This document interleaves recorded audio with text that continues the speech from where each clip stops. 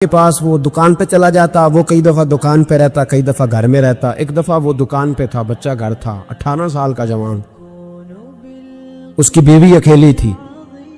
وہ جس نے ماں بن کے پالا تھا اس نے اسی پہ حملہ کر دیا، اس کا بازو بری نیت سے تھاما، بیوی چیخی۔ تھوڑی دیر گزری تو وہ نوجوان پیروں میں بیٹھ گیا، کہنے لگا اماں پتہ نہیں مجھے کیا ہوا۔ شام کو سنار آیا، بیوی چیخنے لگی، چلانے لگی، کہنے لگی آج عجیب بات ہوئی، جس کو میں نے جگر کا خون دے دے کے پالا اسی نے گندی نظر ڈالی۔ سنار محو حیرت ہے، بیوی کا خیال تھا کہ لٹھ اٹھائے گا، ڈنڈا اٹھائے گا، نوجوان کو مارے گا، لیکن وہ رونے لگ گیا۔ اس نے کہا آج اس نے میرا بابو تھاما ہے، جانے کیا کیا ہے۔ پریشان ہونے لگ گیا، سجدے میں گر گیا، کہا تو بتاتا کیوں نہیں؟ تو وہ سنار کہنے لگا اس کی غلطی نہیں، 18 سال کے بعد آج مجھ پر بھی شیطان سوار ہوا تھا۔ ایک عورت آئی تھی، اپنے بازوؤں میں چوڑیاں پہننا چاہتی تھی تو میں نے بھی گندی نظر سے ہاتھ ڈالا تھا، رب کریم نے مجھے فوراً اس کی سزا دی۔ جن کے گھروں میں بیٹیاں ہوتی ہیں ان کی نظریں گندی نہیں ہوتی، جو بیٹیوں کے باپ ہوتے ہیں، جو بہنوں کے بھائی ہوتے ہیں، ان کی نظریں گندی۔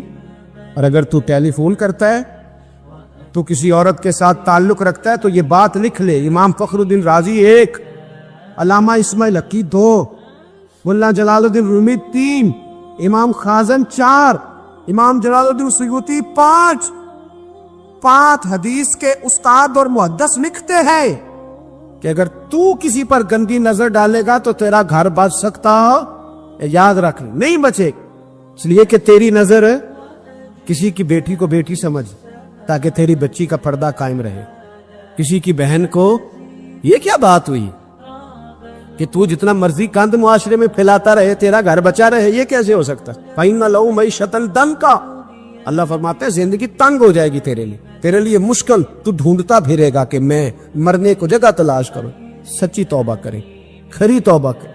یہ گناہ انسان کو مجبور کر دیتے۔ حضرت عبداللہ بن مبارک رحمۃ اللہ تعالی علیہ، ان کے سینکڑوں شاگرد تھے، ایک شاگرد کے انتقال کا وقت آیا تو گھر گئے ملنے۔ آپ کہتے ہیں میں نے زور لگا لیا پر اس کی زبان پر کلمہ جاری نہیں ہوا۔ میں اسے کہتا کلمہ پڑھ پر اس کی زبان پر جاری۔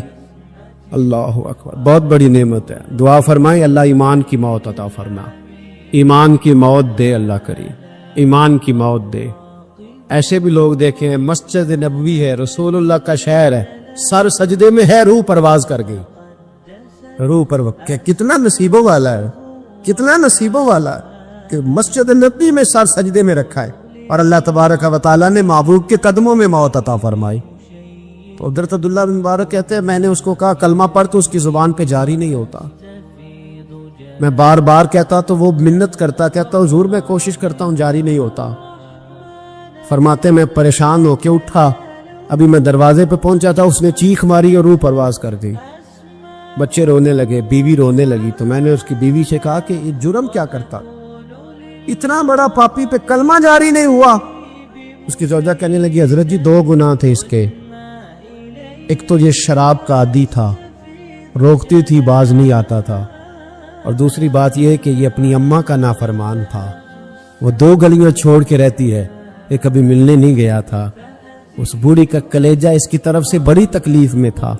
تو حضرت عبداللہ بن مبارک کہنے لگے جا تو بھی دعا کر، اور اس کی ماں کو بھی کہہ دعا کرے کہ یہاں تو یہ کلمہ نہیں اسے نصیب ہوا، اللہ کرے اللہ آخرت کی منزلیں اس کی بہتر فرما دے۔ میرے بھائی ایسے گناہ حضرت مالک بن دینار نے توبہ کی انہوں کس طرح؟ فرماتے میں نشے کا عادی تھا، کسی نے مجھے کہا کہ بطور دوائی شراب پی لو تو میں نے پی لی، نشے کا عادی تھا، شراب پیتا تھا۔ اللہ تعالیٰ نے بڑی منتوں اور کوششوں کے بعد، منتوں کے بعد ایک بیٹی عطا فرمائی، وہ بھی 2.5-3 سال کی ہوئی تو پردہ کر گئی۔ کہتے میں اس کی قبر پہ بیٹھ کے گھنٹوں روتا، شراب کا عادی تھا۔ ایک دن سویا تو خواب دیکھتا ہوں کہ میرے پیچھے ایک بڑا سانپ لگ گیا، اور سانپ جب منہ کھولتا ہے تو انگارہ نکلتا ہے۔ میں پھر دعا کرتا ہوں اللہ ہمیں معاف فرمائے، اللہ ہم سے درگزر۔ میں کچھ قبرستانوں میں جاتا ہوں تو میں وہاں سانپ بچھو پھرتے ہوئے دیکھتا ہوں اور ڈر آتا ہے کہ ہم یہاں آنے والے ہیں۔ یہ لوگ کہہ رہے ہیں کہ تمہاری تیاری ہے، کسی وقت بھی اعلان ہو جائے گا کہ چلو بھائی چلو فلاں صاحب کا جنازہ ہے، اٹھو. لوگ کہتے ہیں جلدی کرو، اور ایک کونے میں ایک شخص یہ بھی کہتا ہے کہ دیگ بھی رکھ لو، مہمان بڑے جمع ہو گئے. اور ایک کونے میں لوگ یہ بھی کہتے ہیں کہ برف ٹھنڈی لے آؤ، لوگوں نے پانی بھی پینا. پہلے اعلان ہوتا ہے کہ فلاں فوت ہو گیا، پھر اعلان ہوتا ہے جنازے کا ٹائم ہو گیا، پھر اعلان ہوتا ہے جنازہ اٹھایا جائے گا، اور پھر بات ختم ہو جاتی ہے. پھر کل من علیہ فان، پھر کوئی نہیں پوچھنے آتا. ختم ہو گئے، قصہ ہی ختم ہو گیا. ان لوگوں کی کہانی مٹ گئی، ختم ہو گئے. بڑے بڑے کج کلا، کوئی پوچھنے والا نہیں. موت کا راج ہے، راج ہے موت کا راج. موت راج کرتی ہے بس، اور کسی کا راج نہیں. وہ راج کرتی ہے، جدھر جاتی ہے اسی کا راج ہے، راج کر رہی ہے. تو حضرت مالک بن دینار کہتے ہیں قبرستان میں نے دیکھا، میں خواب دیکھتا ہوں، بڑا اژدہا، اس کے منہ کے اندر آگ میرا پیچھا کر رہا ہے. کہتے میں خواب دیکھ رہا ہوں. میں دوڑا، لیکن وہ اژدہا جب میں دوڑا تو میرے آگے آ کے کھڑا ہو گیا. میں مشرق کو دوڑا تو وہاں بھی آ گیا، مغرب کو دوڑا تو وہاں بھی آ گیا. جناب مالک بن دینار کہتے ہیں ایک بوڑھا شخص کمزور مجھے بچانے آیا، پر اس اژدہا نے پھونک ماری تو وہ بوڑھا آدمی دور جا گرا. کہتے میں چیختا تھا، چلاتا تھا. ایک پہاڑی پہ میں بھاگا گیا تو وہاں مجھے میری بیٹی ملی، مجھے فوت ہو گئی. وہ اس اژدہے کے آگے اس نے یوں ہاتھ کیا تو اژدہا پیچھے بھاگ گیا. میں نے بیٹی کو گود میں اٹھایا، میں نے کہا بیٹی یہ کون تھا؟ کہنے لگی ابا یہ تیرا برا عمل تھا، یہ تیرا برا عمل تھا، یہ تجھے کھا جاتا اگر میں نہ ہوتی. تو کہا یہ بوڑھا جو مجھے بچانے آیا یہ کون تھا؟ کہا یہ تیرا اچھا عمل تھا، پر کمزور بڑا تھا، تھوڑا تھا، یہ تیرے برے عمل کا مقابلہ کرنے کی ہمت نہیں رکھتا تھا. حضرت مالک بن دینار کہتے ہیں میری بیٹی نے خواب میں میری داڑھی پکڑ لی اور کہنے لگی ابا میں چاہتی ہوں تو صحیح ہو جا، ایسا نہ ہو کہ پھر تیرے پیچھے یہ اژدہا لگ جائے. حضرت مالک بن دینار کہتے ہیں جب میں سو کے اٹھا تو میری داڑھی آنسوؤں سے بھری ہوئی تھی، اور اس کے بعد میں نے توبہ کی. اس طرح کی توبہ کی کہ پھر میں نے کوشش کی کہ دوبارہ میں اپنے رب کی نافرمانی نہ کروں. حضرت عبداللہ ابن عباس فرماتے تھے جو دنیا میں ہنس ہنس کے گناہ کرتے ہیں نا، ہنس ہنس کے، جھوٹ ہنس ہنس کے بولتے، ہنس ہنس کے لوگوں کی غیبت کرتے، فرمایا یہ جو تمہیں ہنس ہنس کے گناہ کرتے نظر آتے ہیں ان کا رونا قیامت میں دیکھا نہیں جائے، ان کے آنسو قیامت میں دیکھے نہیں جائے. جو ہنس ہنس کے گناہ کرتے یہ روئیں گے. فَلْيَضْحَكُوا قَلِيلًا وَلْيَبْكُوا كَثِيرًا. رب فرماتا ہے زیادہ رویا کرو، کم ہنسا کرو. نبی پاک علیہ السلام روتے تو صحابہ کہتے حضور آپ اتنا کیوں روتے ہیں؟ تو محبوب فرماتے جو میں جانتا ہوں وہ تم نہیں جانتے. بھائیو قبروں میں اکیلے جانا ہے، کبھی غور کرنا، اکیلے، کوئی بندہ ساتھ حساب دینے نہیں جائے. اماں بڑا پیار کرتی ہے لیکن قبر میں کبھی کوئی ماں بھی ساتھ دفن نہیں ہوتی. اپنا اپنا حساب دینا، مشکل وقت ہے، حساب کر لینا چاہیے، تیاری کر کے رکھنی چاہیے. گناہ اگر یہاں ہماری زندگی کو تنگ کریں گے تو وہاں بھی ہمارے لیے مشکلات پیدا کریں. نبی کریم علیہ السلام نے فرمایا ہے کہ اللہ بڑا مہربان ہے، اللہ بڑا کریم ہے، اللہ بڑا ستار ہے. اور یاد رکھو جب کوئی اس کی ریٹ کو چیلنج کرے، جب کوئی اس کے قانون کو توڑے، جب کوئی اللہ کی اعلانیہ نافرمانی کرے، پھر رب کریم کی غیرت کو، اس کے عدل کو جوش آتا ہے. توبہ کرے سچی، مسجد کی حاضری دے پابندی کے ساتھ. میری آپ سے ہمیشہ یہ گزارش رہتی ہے کہ مسجد کی حاضری پابندی سے دے. میں اپیل کرتا ہوں داڑھی رکھ لے، یہ میرے نبی کا طریقہ ہے صلی اللہ تعالی علیہ. واپس آ جا، ہماری بقا نہ ہمارے دین میں ہے. کوئی نہیں ہمیں رکھے گا، کوئی نہیں رکھے گا، کوئی نہیں. میرا ایک دوست رات بتا رہا تھا کہ سعودی عرب میں ایک شخص نے 30 سال محنت کی،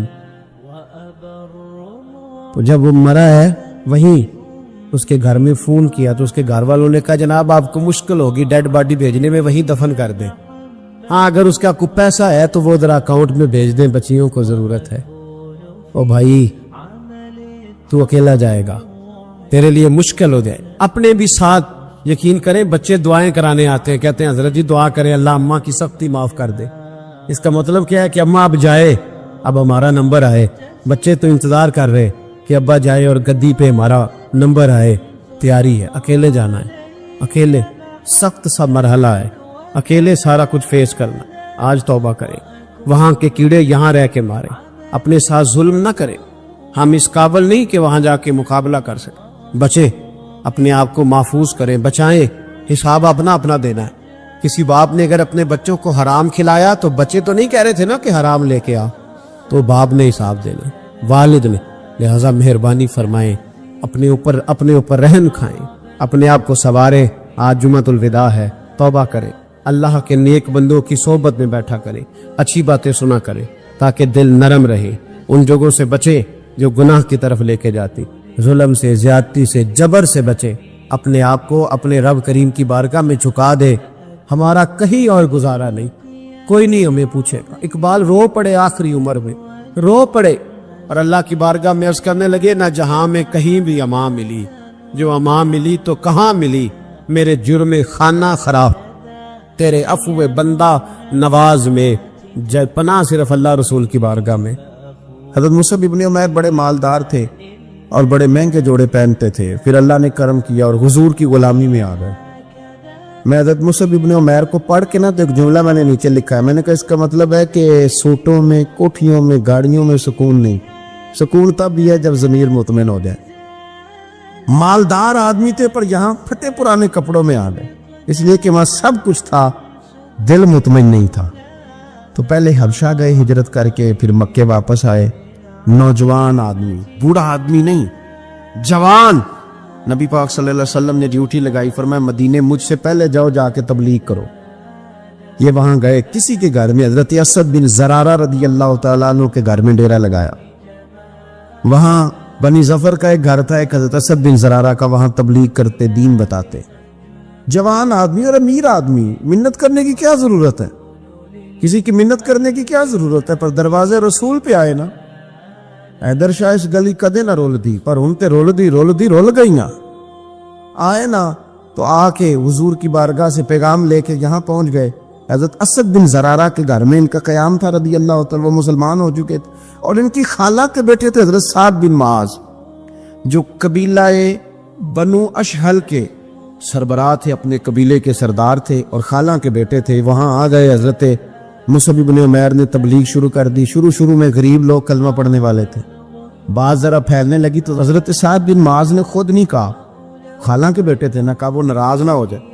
حضرت سید ابن خدیر کو بلایا اور بلا کے کہنے لگے, یار تو جا, میرا وہ خالہ کا بیٹا ہے, میں کوئی بات کروں گا تو وہ ناراض ہو جائے گا, جا سمجھا. وہ ہمارے سادہ لوگوں کو کہہ رہے ہیں کہ تمہارے باپ دادا بھی گمراہ تھے, بت پوجتے تھے, واپس آؤ.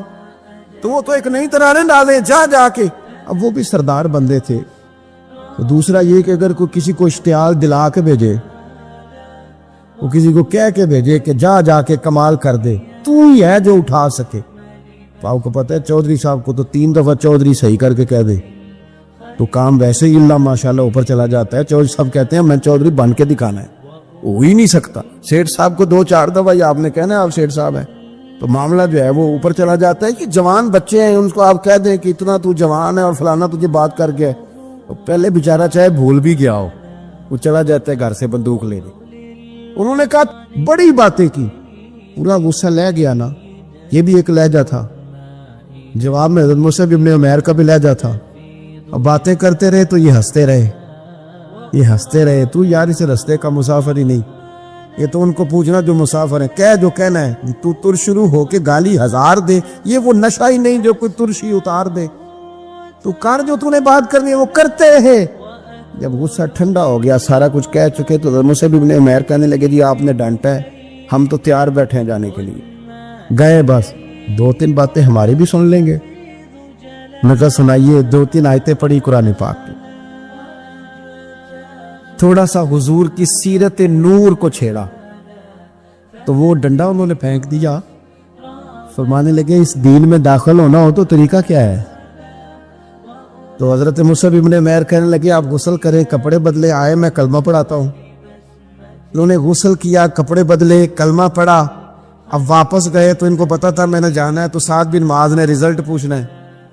کہتے ہیں اس نے مجھے بھیجا تھا تو میں نے بھی اسے بھیجنا ہے. کہتے ہیں میں نے جا کے کہا اس قبیلے کا قبیلہ بنی عارصہ کے ساتھ مقابلہ چلتا تھا، کہتے ہیں میں نے بھی اسی طرح کی سٹوری سنائی جا کے. حالانکہ حضرت سعد بن معاذ کہتے ہیں جب یہ آ رہے تھے نا واپس میں سمجھ رہا تھا بندہ وہ نہیں جو میں نے بھیجا تھا، اس میں کوئی انقلاب آ گیا، تبدیلی آ گئی. آ کے کہنے لگے یار تیری وہ خالہ کا بیٹا ہے، میں نے کیا مقابلہ کرنا ہے، وہ تو بنو عارصہ والے بھی لڑ رہے ہیں، تمہارا شریکہ بھی لڑائی کر رہا ہے، تو تم جاؤ ان کو بھی بنا کرو اور اپنے شریکے کو بھی کہو کہ یہ ہمارے گھر کا مسئلہ ہے، ہم خود نمٹ لیں گے، تم جاؤ. کہتے ہیں میں نے کہا اچھا اگر تجھ سے بھی نہیں نہ ہوا تو اب مجھے ہی 2 ہاتھ کرنے پڑیں گے. آستینیں چڑھا لیں، ڈنڈا پکڑ لیا. کہتے ہیں گیا اور جا کے جو مجھ سے ہو سکتا تھا میں نے کہا کہ اب میں پوری طرح کہہ چکا نا. اب وہاں تو لہجہ بدل چکا تھا نا. حضرت سیدنا مصعب ابن عمیر تو طے کر لیا تھا نا، سیکھا تھا نا حضور سے. تو معاملہ بڑا انفرادی تھا، رنگ ہی بڑا انوکھا تھا، کہے جس نے جو کہنا ہے.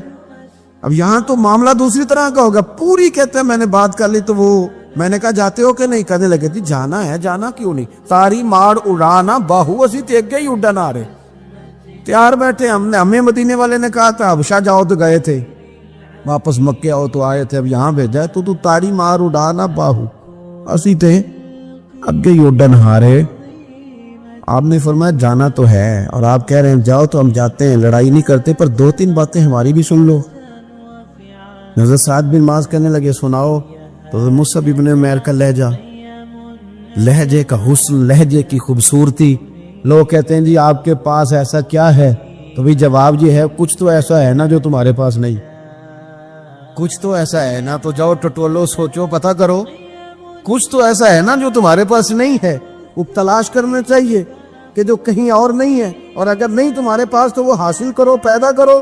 حضرت سیدنا مصعب ابن عمیر نے 2-3 آیتیں سنائی، حضور کی باتیں سنائی. تو سن کے صحابہ کی باتیں جب لوگ مسلمان ہوتے تھے، پھر سرور عالم کی یارو گفتار کا عالم کیا ہوگا. انہوں نے 2-3 باتیں سنائی تو حضرت سعد بن معاذ بھی مسلمان ہو گئے.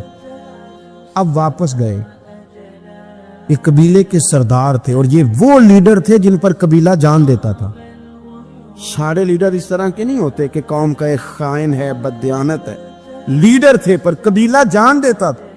جا کے کھڑے ہوئے قبیلے والوں کے پاس، کہنے لگے میرے بارے میں تمہارا کیا خیال ہے؟ انہوں نے کہا سردار کوئی پوچھنے والی بات ہے، یہ تو ہماری کو نیکی ہے کہ آپ جیسا سردار ملا ہے. فرمانے لگے مجھ سے پیار کرتے ہو؟ حضرت جی بڑا. فرمایا مجھ پر تمہارے ساتھ آج کے بعد کلام حرام ہے. کہا کیوں؟ کہنے لگے اتنی دیر کلام نہیں کروں گا جتنی دیر تم مدینے والے رسول کا کلمہ پڑھ کے مسلمان نہیں ہے. اللہ تعالیٰ نے ارشاد فرمایا کہ الذی خلق الموت والحیات لیبلوکم ایکم احسن عملا. فرمایا ہم نے موت اور حیات کو اس لیے پیدا کیا ہے تاکہ پتہ چلے تم میں اچھے کام کون کرتا ہے، بہترین عمل کون کرتا ہے، سوسائٹی میں، معاشرے میں اچھا کردار کون چھوڑ کے جاتا ہے. نبی پاک صلی اللہ علیہ وسلم کے ایک صحابی حضور کی بارگاہ میں بیٹھے تھے تو حضرت اسرائیل علیہ السلام حاضر خدمت ہو گئے. عرض کی یا رسول اللہ صلی اللہ علیہ وسلم ہم آپ کے نا اس غلام کی روح قبض کرنے والے ہیں تھوڑی دیر تک. تو سرکار نے فرمایا تیرا بلاوا آ گیا میاں. کوئی پریشانی نہیں اس صحابی کو کہ ہمارے ہاں بہت سارے لوگ نفسیاتی مریض ہو جاتے ہیں، قبر کے دروازے بند ہیں، کھڑکیاں بند ہیں، ہوا نہیں جاتی، بالکل نہیں جاتی. اس کے لیے جس نے قبر کو کبھی یاد ہی نہیں کیا، جو سارا دن بندہ ہی راضی کرتا رہا، کسی کا ولیمہ ہو، کسی کا جنازہ، کسی کو فاتحہ، فقط اللہ کے لیے نہیں بندوں کے لیے سارا دن یہی کام کرتا رہا، تو قبر میں اندھیرا تو نظر آئے گا. لیکن جس نے دنیا سے چھپ چھپا کے رات مصلے پہ بھی عبادت کی اور مٹھی میں بند کر کے کسی غریب کو نذرانہ دیا، تو آپ یقین کریں کہ اس کو تو پھر ماں پردیس سے آنے والے پتر کا اتنا زیادہ استقبال نہیں کرتی جتنا بندہ مومن کا رب کی رحمت قبر میں استقبال کرتے. حضور نے فرمایا قبر المومن روضۃ من ریاض الجنہ. کھڈا تو کسی اور کے لیے ہے، فرمایا مومن کی قبر جنت کے باغوں میں سے باغ ہوتی ہے. مومن کی قبر جنت کے باغوں میں سے. میری بات کی سمجھ آ رہی ہے آپ حضرات کو؟ تو قرآن مجید کے ساتھ جب دلچسپی ہوتی ہے، جب ذوق ہوتا ہے، امام راضی نے لکھا ہے کہ نبی پاک صلی اللہ تعالی علیہ وآلہ وسلم نے اپنے صحابی سے فرمایا بھائی تھوڑی دیر کے بعد تیری روح قبض ہو جائے گی. ان کو کوئی پریشانی نہیں, بڑے مطمئن رہے, بڑے مطمئن. مٹی دیں تے مٹی رہنا ہی ایویں کا دی بلے بلے, اج مٹی دے اتے بندے آتے کل مٹی دے تھلے. وہ مطمئن ہیں, وہ تیار بیٹھے تھے, بالکل تیار. ہلکی سی بات عرض کی یا رسول اللہ صلی اللہ علیہ وسلم وقت آ گیا ہے, بس آپ مجھے وہ کام بتائیں جو میں کرتا ہوا دنیا سے جاؤں تو رب قریب میرے لیے جنت کا فیصلہ فرما دے. وہ یہ آپ بتا دیں. نہ دوڑ کے گھر گئے, نہ کوئی وصیت لکھنے گئے, وہیں بیٹھے. حضور حکم کر دے کیا کروں؟ تو نبی پاک صلی اللہ تعالی علیہ وسلم نے فرمایا جا قرآن کے صفحے اٹھا کے لا, تو بیٹھ کے پڑھ اور میں تجھے پڑھاتا ہوں. فرمایا قرآن مجید سیکھتا سکھاتا دنیا سے جا, رب بغیر حساب کتاب جنت عطا فرمائے گا. آپ یقین کریں نوجوان زندگی بتا لیتے ہیں اپنی, لیکن مسلمان ہوتے ہیں نا, اندر ایمان تو ہوتا ہے. تو پھر جب آنکھ کھلتی ہے تو کہتے ہیں دل کرتا ہے قرآن پاک پڑھنے, طبیعت چاہتی ہے قرآن پاک پڑھنے. اگر انہیں وقت پہ سکھا دیا جائے, ان کی توجہ کرا دی جائے, ان کا پیار ڈالا جائے. جب ہماری طبیعت ہوتی ہے نا لیکچر دینے کو, تو پھر ہم گھر کے اندر آ کے لیکچر شروع کرتے ہیں بچوں پہ. ہم کہتے ہیں تم نماز نہیں پڑھتے اس لیے میری روزی میں برکت کوئی نہیں, تم سویرے قرآن مجید نہیں کھولتے تو ساری بے برکتی. ہمارا پروگرام بن جاتا ہے نا لیکچر دینے کا, شروع ہو جاتے. حالانکہ اس طرح نہیں بچے قرآن مجید پڑھیں گے, اس طرح تھوڑی نماز پڑھیں گے. بہترین طریقہ یہ ہے کہ آپ مصلی بچھا لیں گھر میں. نبی پاک علیہ السلام نے فرمایا کچھ نفل گھر میں بھی پڑھا کرو, اپنے گھر کو قبرستان نہ بنا لینا. یہ مشکات میں موجود. سرکار کے گھر کا دروازہ مسجد میں کھلتا تھا, لیکن حضرت عائشہ صدیقہ فرماتی ہیں پھر بھی تہجد کی نماز اللہ کے رسول صلی اللہ علیہ وسلم اپنے گھر کے اندر ادا فرماتے تھے اور ساری رات کھڑے رہتے تھے. حضور نے نا لوگوں کو سمجھایا تھا. پہلے لوگ کسی عقیدے کے قائل ہی نہیں تھے. محبوب نے سمجھایا کہ دنیا مختصر ہے. حضور نے بتایا کہ مرنے کے بعد ہمارے لیے جو قبر ہے اس کو صرف ایک پہلو نہ سمجھ لینا, وہ گڑھا بھی ہے دوزخ کا, لیکن وہ جنت کا باغ بھی ہے. نبی پاک نے لوگوں کو ایجوکیٹ کیا, تعلیم دی, سمجھایا کہ تم ایک نظریاتی زندگی گزارو. فقط یہ 50-60 سال کی کل زندگی نہیں, یہ تو تمہیں بھیجا گیا ہے کام کرنے کے لیے, کاشتکاری کرنے کے لیے. مرنے کے بعد تم نے اس کاشتکاری کا پھل کاٹا. تو اب یہ تعلیم اتنی راسخ ہو گئی لوگوں کے دلوں میں, اور صرف لوگوں کو نہیں سمجھایا. وہ ہمارے یہاں پیران اذان یہ کرتے, لوگوں کہتے ہیں فقیر ہو جاؤ, فقیر ہو جاؤ, فقیر ہو جاؤ. لوگ فقیر ہوتے جاتے ہیں اور پیر صاحب امیر ہوتے جاتے ہیں. وہ مالدار ہوتا جاتا ہے, لوگوں کو فقر کا سبق پڑھاتا جاتا. نبی پاک علیہ السلام نے لوگوں کو جب یہ کہا نا کہ زندگی چند روزہ ہے, تو یہ تعلیم لوگوں کو تو دی, لیکن اپنا حال یہ تھا ایک وقت روٹی کھائی اور 3 وقت فاقہ کیا. محبوب نے چٹائی پر آرام فرمایا. حضور موٹے بان کی چارپائی پہ لیٹے, موٹے بانے پہ, اور یہ عمر فرماتے میں تبن سخت تھا, لیکن حضور کی کمر پر جب میں نے چارپائی کے نشان دیکھے تو میں رو پڑا. یا رسول اللہ, اللہ کے دشمن اتنی موج میں ہیں اور آپ. تو حضور نے ایک تو یہ ہے نا کہ آپ کی پیار میں کو رو رہا ہے تو بندہ کہے کوئی نہیں بس حالات ہے ایسے, نہ. محبوب نے نظریہ بیان کیا, نظریہ. فرمایا عمر تم پسند نہیں کرتے کہ وہ تھوڑی سی دنیا میں آسانی دیکھیں اور آخرت میں رسوا ہو جائیں, اور ہم دنیا میں تھوڑی سی مشکل دیکھیں اور آخرت کی ساری عزت اللہ ہمیں ہی عطا فرما دے. تو حضور تعلیم دیتے, سمجھاتے, قائل دلیل دیتے, لوگوں کو سمجھ آتے, اور وہ پھر شعور اتنا بلند ہوا, اتنا بلند ہوا, اتنا بلند ہوا, یقین, علم الیقین تک سے شروع ہو کر عین الیقین تک پہنچا اور حق الیقین تک پہنچا کہ حضرت انس بن نضر رضی اللہ تعالیٰ عنہ احد کے میدان میں جب موجود تھے نا, تو جنت کی باتیں سن کے, وہ تعلیم لے کے قلبی واردات اس طرح کی ہو گئی تھی کہ میدان احد میں کھڑے ہو کے لوگوں سے کہہ رہے تھے نہ ادھر جاؤ, ادھر واپس آؤ, مجھے تو احد پہاڑ کے دامن سے جنت کی خوشبو آ بھی رہی ہے, جنت کی خوشبو آ رہی ہے. تو تعلیم کا کچھ نہ تھوڑا سا سیکھنے کا ماحول بنائیں. ہمارے ہاں الجھنیں بہت زیادہ ہیں. ایک لمبی تعداد ہے لوگوں کی جو ہر وقت ذہنی کشمکش کا شکار رہتی, ایک تناؤ ہے, ایک الجھاؤ ہے. میں گزارش کرتا رہتا ہوں بزرگوں سے تو نہیں, جو دوست احباب ہیں علماء کی جماعت میں, کہتا ہوں کہ لوگوں کے جو مسائل ہیں اس پر گفتگو کی جائے, لوگوں کو ذہنی آسودگی کا موقع میسر آئے, انہیں پتہ چلے کہ یہ ہمارا اصل مسئلہ ہے. ہمارے جو وہ عادے کے نا حسد بہت بڑا مسئلہ ہے, اس پر نبی پاک علیہ الصلوۃ والسلام کی درجنوں احادیث موجود ہے, اور اس کے ہر پہلو پر حضور نے ہمیں سبق دی. بغض پر, جھوٹ پر, بدی پر, خیانت پر, رزق حلال کے فضائل پر, محبت پر.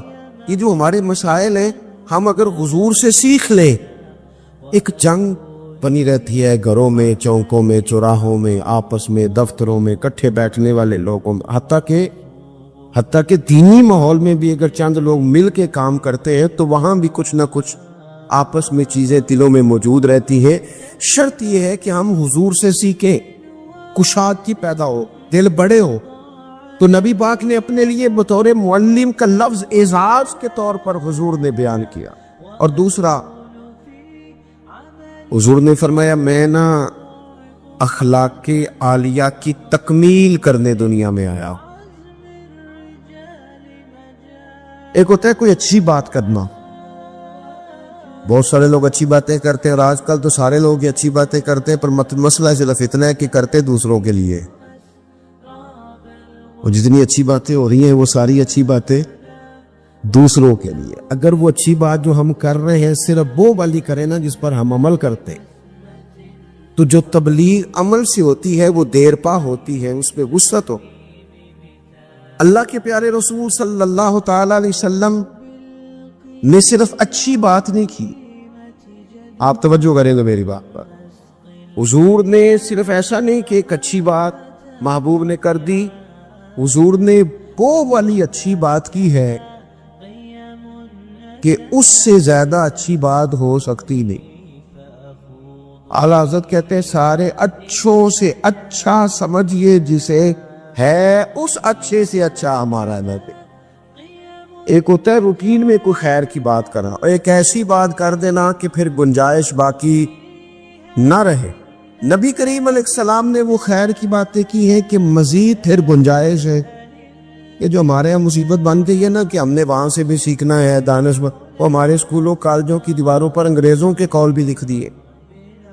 تو میں کہتا ہوں کیا احادیث ساری یاد ہو گئی تھی بچوں کو, قرآن مجید کی آیات یاد ہو گئی تھی, اور کیا کوئی ایسی بات تھی جو حضور نے بیان نہ کی ہو جو آپ کو ادھر ادھر جانا پڑا؟ اللہ کے پیارے رسول صلی اللہ تعالی علیہ وسلم نے تکمیل کر دی اخلاق عالیہ. بلندی اخلاق جہاں تک جا سکتے تھے وہ ساری چیزیں حضور نے ہمیں دی ہیں. اخلاق کی کوئی ایسی بات نہیں جو رسول پاک صلی اللہ تعالی علیہ وسلم نے ہمیں نہ بتائی ہو, اور وہ باتیں ہمیں یاد بھی ہیں. بس مسئلہ یہ ہے کہ تقریریں, میں آج کل یہ دیکھتا ہوں کہ آپ آ جائیں, آپ یہاں بھی بیان کر دیں, آپ تھوڑا وہاں بھی کر لیں, تھوڑا وہاں بھی کر لیں. تو میں یہ اکثر کہتا ہوں دوستوں سے کہ اگر تو تقریریں ہیں فقط کانوں کی لذت کے لیے, پھر تو سارا دن سنو, اور اگر عمل کے لیے ہے نا تو پھر میرا خیال ہے 20 منٹ اگر کسی نے کوئی بات سن رکھی ہے تو عمل کے لیے کافی ہے, وہ عمل کے لیے کافی ہے. وہ بزرگ ایک مثال دیا کرتے تھے کہ ایک شخص نے کسی مولانا سے سن لیا تھا, بعض اوقات لوگ کھیتوں میں قضائے حاجت کے لیے جاتے تھے پیشاب کرنے, تو کہا سخت جگہ پہ پیشاب نہ کرو, وہ اس لیے کہ پیشاب کے چھینٹے پلٹ کر کپڑوں پہ نہ آئے. تو اس بیچارے نے وہ مسئلہ سن لیا, وہ صرف نعرے والا نہیں تھا نا عمل والا تھا. اس نے پھر نہ اپنی رومال میں ریت باندھ کے کندھے پہ رکھ لی, جہاں اسے قضائے حاجت کا موقع آتا وہ پہلے ریت رکھتا, اس میں وہ پیشاب کرتا تاکہ میرے کپڑوں کو. تو کسی نے کہا چل دوبارہ محفل میں جانا ہے, کوئی سننا ہے, تو کہنے لگا نہ بھائی بس وہ جو ایک مسئلہ سنا تھا اس کے لیے کندھے پہ ریت اٹھائے پھرتا ہوں. یہ ایک سادی بات ہے لیکن سمجھنے کے لیے ہے. اگرچہ آپ ہنسے پر سمجھنے کے لیے ہے نا کہ جن کا عمل کرنے کا مزاج تھا وہ تو یہاں تک تھے, اور جن کا خیال جی کہ اب ویکھیا ساڈی محفل ہوئی پھر راتی پھر آ مزہ گیا ہے. او ہو کیا آپ نے اور میں نے یہی تو کام کیا ہے. نبی کریم نے بلند اخلاق سکھائے. ایک حدیث اگر میرے ملک میں نافذ ہو جائے نا, ایک بس تو سارے مسئلے حل. ایک بات, اور لمبی چوڑی نہیں, حضور کو جو اللہ نے جواب میں کلم عطا فرمائے ان میں سے ایک بات, اللہ کے پیارے رسول علیہ السلام نے فرمایا میرا مومن وہ ہے. اتنی بڑی بلند اخلاق کی بات ملے گی نہیں. آپ فرمایا میرا مومن وہ ہے جو اپنے لیے پسند کرتا ہے وہی اپنے بھائی کے لیے بھی پسند کرتا ہو. نو ختم ہو گئی بات. آج کے بعد زندگی میں یہ ایک بات طاری کر لو, ایک صرف کہ جو اپنے لیے پسند کرنا ہے وہی اپنے. کوئی ملاوٹ ہوگی, کوئی آدمی غلط چیز بیچے گا, کوئی غلط چیز بنائے گا, کوئی خرابی پیدا ہوگی. کیوں کہ اس نے نا, میں دکان پہ ایک دفعہ کپڑے خریدنے کے لیے بیٹھا تھا تو ایک صاحب کہنے لگے پیر صاحب یہ لے لے آتے, میں بھی پایا ہے. میں کیا سارے نو یو دیا کر جڑا آپ پالا ہے. دیکھو نا یہ کیا بات ہوئی, آپ کو پہچان ہے نا کہ یہ کپڑا ٹھیک ہے تو آپ باقیوں کو خرید, آپ مارکیٹ سے لے کے ہی وہی آئیں گا جو آپ سمجھتے ہیں کہ یہ لوگوں کے لیے. کیوں ہم اس طرح کا کام پر, کیوں نہیں ہم سمجھتے کہ یہ غیر نہیں ہے, یہ ہمارے اپنے لوگ ہیں. یہ کیسے ہو سکتا ہے کہ کسی کے بچوں کو آپ ملاوٹ والی چیز کھلائیں اور بیماریاں آپ کے گھر نہ آئیں. داتا گانجی بخش علی اجمیری رحمت اللہ تعالی علیہ آپ فرماتے ہیں کہ حضرت جنید بغدادی کا مرید تھا, 4 دن پیر صاحب کے پاس آیا تو بعد میں خود پیر بن گیا. وہ حضرت صاحب رحمت اللہ تعالیٰ نے دیکھا آ نہیں رہا. مرید اولاد ہوتے ہیں, ان سے پیار ہوتا ہے, ان کو اہمیت دی جاتی ہے, اور بعض اوقات غلط فہمی کا شکار بھی ہو جاتے ہیں. اہمیت دی گئی, یار نظر نہیں آ رہا. آپ نے سوچا شاید بیمار ہو گیا ہے. حضرت جنید بغدادی خود گھر تشریف لے گئے. حضرت جنید بغدادی جن کا ولیوں میں اس طرح مقام ہے جس طرح حضرت جبریل امین کا فرشتوں میں مقام ہے, اتنا بڑا. چل کے گھر گئے اور جا کے کہا السلام علیکم. کہتا جی وعلیکم السلام. تو آتا کیوں نہیں؟ تو مجھے اب آپ کی ضرورت ہی نہیں, میں اب خود بڑا پرہیزگار ہوں, مجھے کیا ضرورت ہے میں کسی کو اپنا بڑا مانوں, میں خود بڑا پرہیزگار ہوں. فرمایا ہوا کیا؟ کہنے لگا جی رات جب میں سوتا ہوں تو 2 فرشتے آتے ہیں, مجھے براق پہ بٹھاتے ہیں اور جنت کی سیر کراتے ہیں. براق پہ بٹھاتے ہیں اور اللہ اکبر جنت کی سیر کراتے ہیں. میرے ہاتھوں کے تراشے ہوئے مٹی کے صنم آج بت خانے میں بھگوان بنے بیٹھے. میرے ہاتھوں کے تراشے ہوئے مٹی کے صنم, دیکھو تو صحیح, آج بت خانے میں بھگوان بنے بیٹھے. اور رائے پوری کہنے لگے وہ پتھر جن کو سکھائی تھی قوت گویائی ہم نے, وہ جب بولنے لگے تو ہم پر ہی برس پڑے, بولنے لگے تو وہ ہم پر ہی برس پڑے. کہنے لگا جی اب تو میں اللہ خیر کرے بڑا اونچا اڑ رہا ہوں, آپ کبھی گئے جنت میں؟ آپ مسکرا پڑے. فرمانے لگے بیلیا آج جب جنت میں جائے تو ذرا لا حول ولا قوت بھی پڑھ لینا. آج جب جنت میں جائے تو ذرا وہ بھی. وہ کہنے لگا چلو ٹھیک ہے پڑھ لوں گا. اٹھ کے ملا بھی نہیں. حضرت واپس آ گئے. رات کو خواب آئی, جنت میں جانے لگا تو خیال آیا جناب جنید بغدادی نے کہا تھا پڑھ ہی لوں. پڑھنے لگا لا حول ولا قوت الا باللہ. آنکھ کھولی تو روڑی کے ڈھیر پہ بیٹھا تھا, روڑی کے ڈھیر پہ بیٹھا تھا. وہ جو بھاگ رہے تھے ان سے پوچھنے لگا مجھے کہاں چھوڑ کے جا رہے ہو خواب میں؟ تو کہنے لگے شیطان کے مختلف روپ تھے, تو اصل میں حضرت جنید کے پاس زیادہ آنے جانے لگا تھا تو اللہ کے قریب ہونے لگا تھا, تو ہم نے چکر چلا کے تجھے وہاں سے روکا, تو بیوقوف ہے سمجھ نہیں آئی. اب رونے لگا جاؤں تو کس منہ سے جاؤں, حاضری دوں تو کس منہ سے دوں, اب میں کیسے جاؤں اس کی بارگاہ ناز تک, کس طرح حاضری دوں؟ گرا جو ان کی نگاہ سے وہ سنبھل نہیں سکتا. لیکن جیسے ہی دروازے سے اندر داخل ہوا حضرت جنید نے آنکھ اٹھائی اور مسکرائے. فرمایا میں نے تجھے پہلے ہی کہا تھا کہ لاہور تو پڑھ لینا. فرمایا آ جا, اللہ والوں کے دروازے بند نہیں ہوا کرتے. میرے گاؤں کا ایک موچی ہے, جوتے گانٹتا ہے. اس شخص نے 4 बेटियां ब्याही हैं जूते गांठ। और मेरे अब्बा जी बताया करते थे कि जिन दिनों ना ढेला चवन्नी जूता गांठ है, अब तो जूते कोई गढ़वाता ही नहीं, अब तो गांठने का रिवाज नहीं, अब तो बच्चे नहीं लेते। तो जूता गांठने के लिए जब उसको देते थे तो चवन्नी अगर उसकी होती थी ना तो उसको कहते थे ना रुपया तो रख ले, तो कहता क्यों रखूं जी, मेरी चवन्नी है तो मैंने चवन्नी लेनी है, और नाराज हो जाता था। 4 बेटियों की शादी की है उसने, फिर अल्लाह ने उसे उम्रा भी कराया और आज भी वहीं बैठा है। तो मैं जब गांव जाता तो मैं कहता हूँ चाचा मैं तेरे साथ तस्वीर खिंचवानी है, तो मुझे कहते हैं पुत्र मेरा तो मुंह भी नहीं तो गया मेरे साथ फोटो। तो मैं कहता हूँ यार तू एक इंसान है। नहीं, हजरत मुआविया बिन हकम रदी अल्लाह ताला अन्हु कहते हैं मैंने हुजूर की मस्जिद शरीफ में नमाज पढ़ी तो एक शख्स को ना छींक आई, ये भी बुखारी मुस्लिम में मौजूद, तो मैंने नमाज में कह दिया यरहमुकल्लाह, ये छींक आने का जवाब होता है, मैंने ये नमाज में कह दिया। तो बहुत सारे लोग मुझे घूरने लग गए, कुछ ने अपने हाथ भी मारे जानू पर कि ये क्या कर रहे हो, नमाज में बोल रहे हो। फरमाते हैं नमाज मुकम्मल हुई और ये लफ्ज है हजरत मुआविया बिन हकम रदी अल्लाह ताला अन्हु के, फरमाने लगे कसम अल्लाह की मैंने हुजूर से बेहतर समझाने वाला ना पहले कभी देखा है ना बाद में कभी देखा। फरमाते हैं ना हुजूर ने मुझे मारा ना डांटा, बल्कि जिस तरह एक बच्चे को गोया ट्रीट किया जाता है, समझाया जाता है। हुजूर फरमाने लगे अल्लाह के बंदे नमाज में कोई और बात नहीं करनी चाहिए, सिर्फ अल्लाह की तस्बीह पढ़नी चाहिए, उसके अस्मा का जिक्र करना चाहिए या कुरान पाक पढ़ना चाहिए।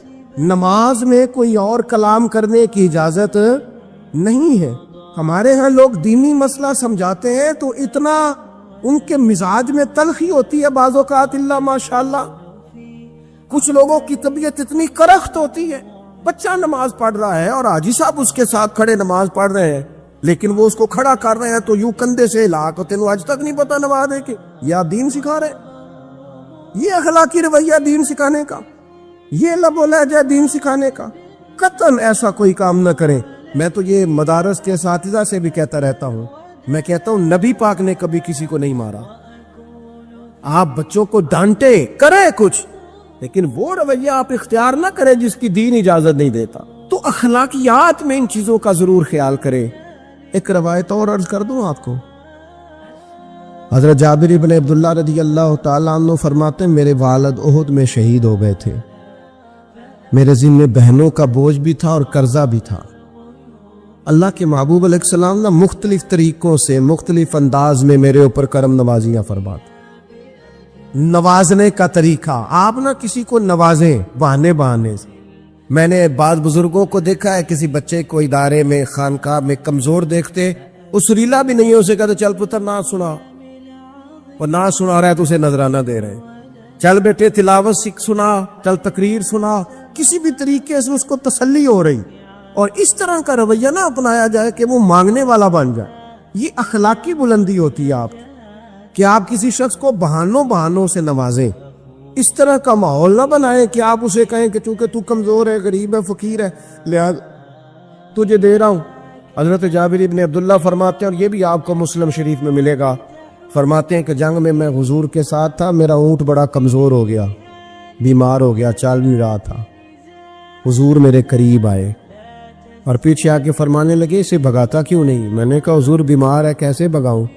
तो नबी पाक ने ना ऊंट को एक दुर्रा लगाया और गोया पैगंबर आजम ने हुक्म दिया, नबी रहमत ने, नबी अकरम ने हुक्म दिया, फरमाया ऊंट भागता क्यों नहीं। वो जो सबसे पीछे था वो सबसे आगे निकल गया। वाह क्या जूदो करम है शहे बतहा तेरा, और नहीं सुनता ही नहीं मांगने वाला तेरा। सरकार ने हुक्म दिया, वो ऊंट सबसे आगे निकल गया। अब हुजूर घोड़ा दौड़ा के आगे आए, फरमाने लगे जाबिर ये ऊंट मेरे हाथ बेच नहीं देता, वो बीमार था, हुजूर के हुक्म से भागा है, फरमाया बेच नहीं देता। कहा नहीं या रसूलल्लाह वैसे ही रख ले। फरमाया नहीं मैं पैसे दूंगा। या रसूलल्लाह आपका ये है। फरमाया नहीं आप कीमत बताएं। हुजूर ठीक है इतने का ऊंट है, मैं मदीना तैयबा जाके आपकी खिदमत में पेश कर दूंगा। हजरत जाबिर इब्न अब्दुल्लाह फरमाते हैं हुजूर ने मुझसे ऊंट खरीदा, مدینہ طیبہ پہنچ کر نبی پاک صلی اللہ تعالی علیہ وسلم نے سیدنا بلال حبشی سے فرمایا جابر کو اونٹ کی قیمت بھی دے دو اور کچھ پیسے زیادہ بھی دے دو.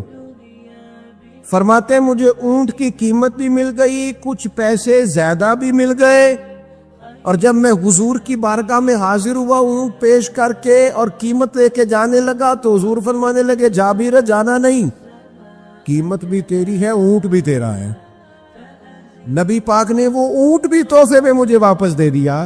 یہ اخلاقی رویے کی بلندی کہ کسی شخص کی غربت میں اسے نوازنا, لیکن اس طرح کا نوازنا کہ اسے محسوس نہ ہو. حضرت عمار ابن یاسر رضی اللہ تعالیٰ عنہ کے پورے خاندان کو کفار نے گھیر لیا, مارنا پیٹنا شروع کیا, آپ کو بھی, آپ کے بھائی کو بھی, آپ کی والدہ کو بھی, آپ کے والد کو بھی. اتنا مارا کہ لہو لہان کر دیا, زخم پہ زخم کھا کے جی خونے جگر کے گھونٹ پی اور آہ نہ کر لبوں کو سی. یہ عشق ہے کوئی دل لگی نہیں, یہ آزمائش حسن ہے. اگر کسی کو راہ خدا میں آئے سیدنا عمار ابن یاسر کی والدہ کو اس طرح مارا کہ ان کی ایک ٹانگ ایک اونٹ کے ساتھ باندھ دی, دوسری کے ساتھ باندھ دی, اور پھر ان کو نیزے مارے حتیٰ کہ 2 حصوں میں کٹ گیا وجود. اور وہ باہمت خاتون درد سہتے سہتے اپنے رب کے حضور حاضر ہو گئی. پھر ان کے والد کو شہید کیا. کس کے لیے, کس کے نام پر, کس وجہ سے؟ پھر ان کے بھائی کو شہید کیا. پھر جناب عمار ابن یاسر وہ سخت صدمے میں تھے, پھر ان کو مار رہے, پھر ان کو مجبور کیا کلمات کفر کہنے کے لیے. ان کے منہ سے نکل گئے, انہوں نے ایسے کلمات کہہ دیے جو معاذ اللہ کفریہ تھے. اب اتنا زد و کوف ہوا, تکلیف دی, بول دیا انہوں نے. لوگ دوڑے گئے نبی کریم کی بارگاہ میں, عمار تو معاذ اللہ کافر ہو گئے. بات بتانے والے نے تو بات بتا دی, پر جو جواب آیا وہ بڑا نرالا تھا کہ حضور اس نے کفر کیا ہے. محبوب فرمانے لگے خاموش ہو جا, عمار سر سے لے کر پاؤں تک ایمان ہی ایمان ہے. فرمایا ایمان تو اس کے خون کے اندر, اس کے وجود کے اندر, اس کے لہو کے اندر, جسم کے اندر سرایت کر گیا ہے ایمان. اور جس کے سینے میں, گوشت میں, لہو میں سرایت کر جائے وہ کیسے کافر ہو سکتا ہے؟ لیکن چونکہ انہوں نے مجبوراً یہ کہا تھا, پھر وہ خود دوڑے ہوئے آئے, عرض کی یا رسول اللہ پتہ نہیں کیا حال کر دیا کہ میرے منہ سے کلمات نکل گئے. محبوب فرمانے لگے تو کلمات کی چھوڑ, دل کی بتا, دل کی بتا, تیرے دل کی کیفیت کیا ہے؟ عرض کی یا رسول اللہ دل تو ہر لمحے کے لیے ایمان پر مطمئن ہے. تو محبوب نے فرمایا کوئی بات نہیں, پھر جان بچانے کے لیے ایسا کرنا پڑے تو حرج ہے. کوئی ڈٹ جائے نہ کفر کرے تو اعلیٰ شہید ہے, لیکن اپنی جان بچانے کے لیے کسی نے مجبور ہو کر صرف زبان سے یہ کلمات کہتی ہے تو حرج. حضرت عبداللہ ابن عمر رضی اللہ تعالیٰ عنہ فرماتے, ابن ماجہ میں موجود ہے, فرماتے ہیں مغرب کی نماز ہم نے پڑھی تھی اور کچھ لوگ چلے گئے اور باقی ہم لوگ بیٹھ گئے مسجد شریف میں کہ عشاء پڑھ کے جائیں گے. تو سرکار بھی چلے گئے نماز پڑھا کے, پر تھوڑی دیر کے بعد واپس آ گئے اور اتنی تیزی سے حضور آئے کہ ظاہری طور پر سانس مبارک پھولا ہوا تھا. حضور فرمانے لگے کیا کر رہے ہو یہاں؟ حضور وہ ہم نماز کا انتظار کر رہے ہیں. فرمایا تم یہاں نماز کا انتظار کر رہے ہو اور رب فرشتوں کے سامنے تم پر فخر فرما رہا. ان دلہ بندے کا مرتبہ کیا ہے اللہ کی بارگاہ میں اس کا. حضرت ابی بن کعب رضی اللہ تعالیٰ عنہ صحابی ہیں, نبی کریم تشریف لے گئے ان کے پاس. کریم نے کرم فرمایا, میں نے سنا ہے وہ بن سور کر میری عیادت کو آ رہے ہیں. نبی کریم صلی اللہ علیہ وسلم خود یعنی حضور خود تشریف لے آئے. اتنا کمال اللہ نے عطا کیا. آپ حج کرنے گئے ہوئے تھے اور سب سے بڑا آپ کا موضوع ہے نبی پاک کی شانیں بیان کرنا, حضور کی عظمت پہ لکھنا بڑا موضوع ہے. اپنے اپنے موضوع ہوتے ہیں نا, کچھ لوگ فقہ پہ, فقہ آپ نے فقاہت پہ سب سے زیادہ کام کیا, لیکن جس موضوع پر آپ کا غلبہ رہا وہ رسول اللہ کی محبت کا موضوع ہے, وہ نبی کریم کی محبت کا. اور لکھا تو پھر کمال ہی لکھا, پھر کمال لکھا حضرت, اور حد کر دی. مکہ شریف میں تھے, بخار بڑا زیادہ تھا, اور آپ گئے ہوئے تھے حج عمرے کے ارادے سے، تیز بخار تھا، تو کسی شخص نے پوچھا نبی پاک کو علم غیب ہے؟ 2 گھنٹے میں علم غیب پر اتنی موٹی کتاب درج فرما دی، 2 گھنٹے میں، اور کوئی لائبریری نہیں، کوئی حوالہ نہیں۔ تو کسی نے کہا یہ کیا ہے؟ فرمانے لگے یہ میرے محبوب سے غلامی کا رشتہ ہے، یہ میرا حضور سے غلامی کا، تم پوچھتے جاؤ میں حضور کی شانیں بتاتا جاؤں گا، میں نبی پاک کے تذکرے کرتا جاؤں۔ اور پھر تعریفیں کس کس کی کیں؟ حضور کی اولاد کی اصحاب کی نبی پاک کے غلاموں کی ولیوں کی صوفیاء کی۔ علم بڑا تگڑا اللہ نے دیا۔ کسی نے پوچھا تیمم کس مٹی سے جائز ہے؟ تو مٹی کی 80 قسمیں بیان کر دی، مٹی کی 80 قسمیں۔ فرمانے لگے مٹی ایک جیسی نہیں ہوتی، ایک مٹی زمین پہ پڑی ہوتی ہے، کپڑے پہ پڑی ہوتی ہے، کپڑے ایک جیسے نہیں ہوتے، ایک سوتی ہوتا ہے، ایک ریشمی ہوتا ہے، ایک کے اندر مٹی جذب ہوتی ہے، ایک میں جذب نہیں ہوتی ہے، ایک سے دھونے سے جلدی نکل جاتی ہے، ایک سے جلدی نہیں نکلتی۔ 80 قسمیں بتا کے فرمایا اس سے ہو جاتا ہے، اس سے نہیں ہوتا، اس سے ہو جاتا ہے، اس سے۔ اور جواب بڑے شاندار دیتے تھے۔ ایک بندے نے ایک دفعہ پوچھا جی فرض کا درجہ زیادہ کہ سنت کا؟ فرمانے لگے فرض کا۔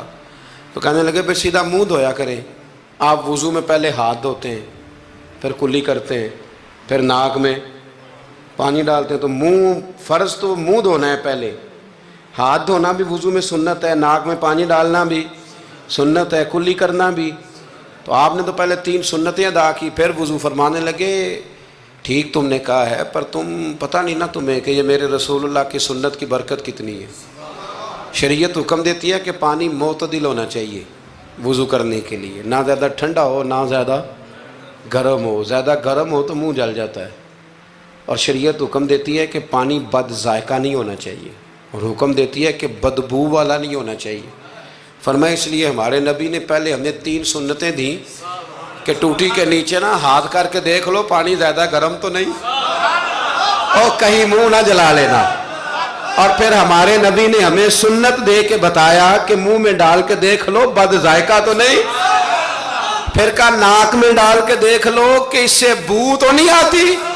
فرمایا مصطفیٰ نے کہا میری 3 سنتیں ادا کر کے اب چہرے پہ پانی ڈالو گے تو فرض ادا کرنے کا مزہ آ جائے گا۔ اعلیٰ حضرت کو اللہ نے وہ کمال دیا، ملک سخن کی شاہی تم کو رضا مسلم، جس سمت آ گئے ہو سکے بٹھا دیے۔ باتیں بہت ساری ہیں، کچھ خالص علمی ہوتی ہیں، کچھ بڑے علم بھی ہوتا ہے اور اس میں لطف بھی ہوتا ہے۔ تو ایک لطف والی بات ہے آپ کو سناتا ہوں۔ علماء میں نا ایک مسئلے میں اختلاف ہے، خیر اب تو علماء میں مسئلے میں اختلاف ہو تو جاہل چھلانگ لگا کے اندر آ جاتے ہیں، کہتے تو ان کی پتہ تھا پوچھو۔ علماء میں اکثر مسائل میں اختلاف رائے ہو جاتا تھا، اور ہے آج بھی۔ امام شافعی اور امام مالک کا اختلاف کوئی نہیں، تو کیا گالیاں دینی شروع کر دیں گے لوگ؟ اختلاف رائے علماء کے اندر ہو جاتا ہے۔ تو اختلاف رائے ہے علماء کے ایک مسئلے کے اندر، وہ کیا ہے؟ اور فقہی مسائل میں اختلاف ہوتا ہے، عقیدے میں اختلاف نہیں ہوتا، یہ یاد رکھ لیں۔ جو عقیدہ ہوتا ہے وہ عقیدہ ہوتا ہے، جو محبوب کی غلامی کی بات ہے وہ نبی پاک کی، اس میں کوئی بات دوسری ہوتی نہیں۔ بہرحال اعلیٰ حضرت کا فتویٰ یہ ہے کہ جمعے کی جو دوسری اذان ہے نا وہ بعض مسجدوں میں خطیب کے سامنے پڑھی جاتی ہے، یعنی خطیب کے بالکل سامنے بندہ کھڑا ہو کے نا جمعے کی دوسری اذان۔ اعلیٰ حضرت کا فتویٰ نہیں، باہر دروازے پہ پڑھو، مسجد کے دروازے پہ، جو یہاں پڑھتا ہے اذان اس کی بھی ہو جاتی ہے۔ یہ ایک فقہی مسئلہ ہے، اس میں اختلاف رائے ہو سکتا ہے۔ اعلیٰ حضرت رحمۃ اللہ علیہ کے خلیفہ رہتے تھے جبل پور میں۔ فاضل بریلوی جبل پور گئے ان کی دعوت پر، وہاں آپ نے جمعہ پڑھایا تو ایک بندے نے نا آپ کو چٹ دے دی کہ حضرت صاحب جمعے والے دن جمعے کی دوسری اذان ہے وہ کہاں پڑھنی چاہیے؟ تو اعلیٰ حضرت فرمانے لگے کہ باہر دروازے پہ پڑھو جمعے کی دوسری اذان۔ وہاں کچھ اپنے ہی نظریے کے لوگ تھے، اپنے ہی تیر کھا کے جو دیکھا کمی گاہ کی طرف تو اپنے ہی دوستوں سے ملاقات ہو، غیروں کو اتنا مسئلہ بھی کوئی نہیں ہوتا، حسد ہمیشہ اپنوں میں ہوتا ہے۔